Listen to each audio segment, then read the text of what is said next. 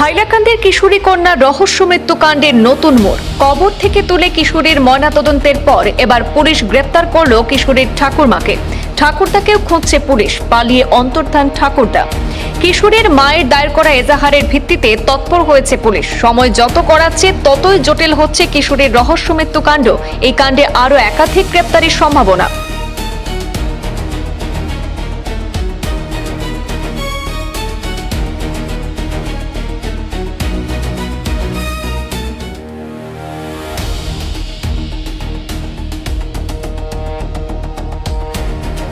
হাইলাকান্দি জেলার কুচিলা এলাকায় 16 বছর বয়সী নাবালিকা কন্যার রহস্যজনক মৃত্যুর ঘটনায় হাইলাকান্দি পুলিশ 5 গ্রাম থেকে কিশোরীর সৎ ঠাকুমা মিনারা বেগম মজুমদারকে গ্রেপ্তার করেছে। সৎ ঠাকুরদাকেও খুঁজছে পুলিশ। হাইলাকান্দি সদর থানায় হতভাগা নাবালিকা কন্যার মায়ের এজাহার দাখিলের পরিপ্রেক্ষিতে পুলিশ তদন্তে গতি বাড়িয়েছে। পুলিশ সূত্রে জানা গেছে, মিনারা বেগমের স্বামী তথা নাবালিকার সৎ দাদু মুখ্য অভিযুক্ত নাসির উদ্দিন মজুমদার বর্তমানে পলাতক রয়েছেন। তাকে ধরতে পুলিশ তল্লাশি চালিয়ে যাচ্ছে।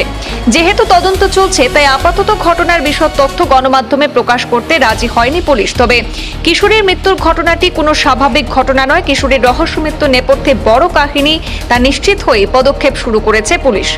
উল্লেখ্য, বছর 16 কিশোরী সুমনা বেগম বড়ভূঁইয়ার মৃত্যু প্রথমে স্বাভাবিক বলে মনে হলেও পরে আত্মীয়দের সন্দেহের ভিত্তিতে তার দেহ গত 17 এপ্রিল কবর খুঁড়ে তোলা হয় এবং হাইলাকান্দির এসকে রায় অসামরিক হাসপাতালে ও শিলচর চিকিৎসা মহাবিদ্যালয় হাসপাতালে ময়নাতদন্ত করা হয়। প্রাথমিক তদন্তে কিশোরীর মৃত্যুকে অত্যন্ত সন্দেহজনক বলে মনে হয়। ধৃত কিশোরীর ঠাকুমা মিনারা বেগম মজুমদারকে আদালতে সোপর্দ করে 4 দিনের পুলিশ রিমান্ডে নেওয়া হয়েছে। আর এতে মনে করা হচ্ছে পুলিশি জিজ্ঞাসাবাদে ঘটনার যাবতীয় জট খুলতে পারে। এই কাণ্ডের সংশ্লিষ্টতা থাকার অভিযোগে আরো একাধিক গ্রেপ্তারির সম্ভাবনা রয়েছে।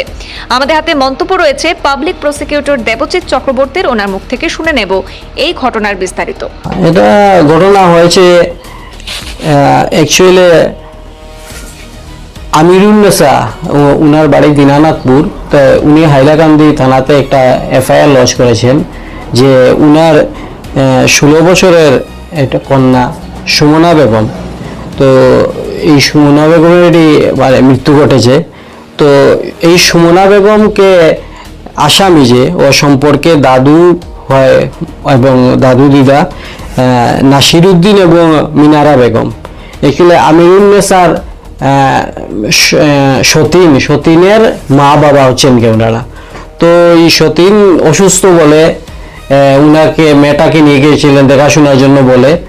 তারপর 15/4/2026 ইংরেজিতে সেই আমিরুন্নেসার কাছে একটা ফোন আসে যে উনার মেয়ে মারা গেছে।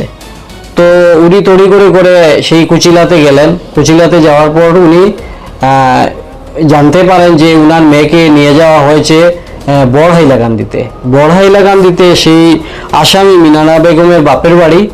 তো সেখানে যাওয়ার পর উনাকে দেখতে দেওয়া হয়নি। তো উনি অনেক চেষ্টা করলেন দেখার জন্য, তো দেখতে দেওয়া হলো না। তো বলা হলো যে উনার মেয়েকে মারা গেছে এবং উনার মেয়েকে কবরস্থ করা হয়ে গেছে।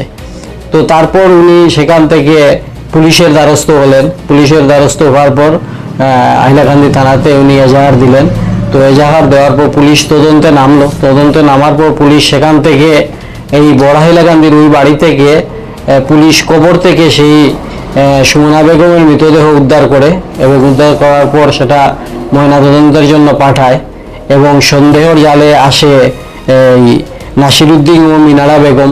তো মিনারা বেগম ওই কমপ্লেইনেন্ট যে আছেন সুমনার মা আমিরুন্নেসা, উনি সেখান থেকে খবর পান যে ওই সুমনা বেগম সেখানে থাকাকালীন 1 নম্বর আসামি যে নাসির উদ্দিন উনার সাথে শারীরিক সম্পর্ক করেছিলেন। তো তারপর কিন্তু ওই নাসির উদ্দিনকে পুলিশ তল্লাশি করে পায়নি। উনি খবর পেয়ে সেখান থেকে পলায়ন করেছেন এবং পরবর্তীতে মিনারা বেগমকে পুলিশ ধরতে সক্ষম হয় এবং ধরে সেই আদালতে পেশ করে এবং আদালত সেই আসামিকে জেলে প্রেরণ করে। তো সেটা তদন্ত হাইলাকান্দি পুলিশ সেটা তদন্ত করছে।